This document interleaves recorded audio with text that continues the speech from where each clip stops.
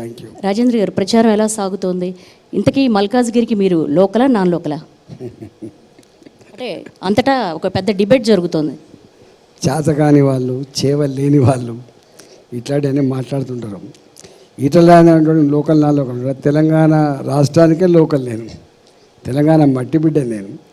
ఏ జిల్లాకు పోయినా ఒక నిమిషంలో 10 మంది వచ్చి నాతో సెల్ఫీలు దిగేటువంటి లీడర్ నేను. నన్ను పట్టుకొని లోకలా నా లోకలా పిచ్చి వాళ్ళు చేసే పని తప్ప ఇంకోటి కాదు. అయినా డెప్త్కి పోయి చెప్పండి, నేనే ములికిన అసలు. నా స్కూలు, నా కాలేజీలు, నా వ్యాపారం, నా ఇల్లు, నా వాకి అంతా ఇక్కడ ఉన్నది. నవ్వుకుంటున్నారు రాజేంద్ర లోకలా నా లోకలా నవ్వుకుంటారు. ఎందుకంటే నా ఇంటికి రాని వ్యక్తులు చాలా తక్కువ, లక్షల మంది వచ్చి ఉంటారు ఇప్పటికే, లక్షలు. 23 ఇయర్స్ నుంచి రాజకీయాలు ఉన్నాయి కాబట్టి అట్లాంటి దానికి ఆస్కారం లేదు. దాన్ని చూసి నవ్వుకుంటున్నారు. ఎస్ రాజేందర్ గారు, గజ్వేలు నియోజకవర్గంలో మీరు చెల్లలేదు, హుజురాబాద్ నియోజకవర్గంలో అసెంబ్లీ ఎన్నికల్లో చెల్లలేదు. ఇప్పుడు మల్కాజ్గిరిలో ఈటెల రాజేందర్ ఎట్లా చెల్లుతుంది? అక్కడ చెల్లని రూపాయి ఇక్కడ ఎట్లా చెల్లుతుంది?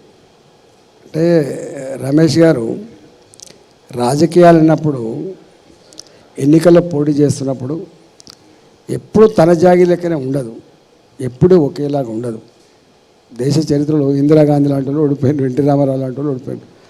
అప్పుడు ఉన్నటువంటి ఆ పర్టికులర్ సిచ్యువేషన్ ప్రకారంగా రిజల్ట్ వస్తుండొచ్చు. కానీ అంత మాత్రం ఇది చెల్లుతుంది చెల్లదు అనేటువంటి ఆ కేసీఆర్ ఆ పిచ్చి మాటలు మీరు మాట్లాడేది మంచిగా లేదు.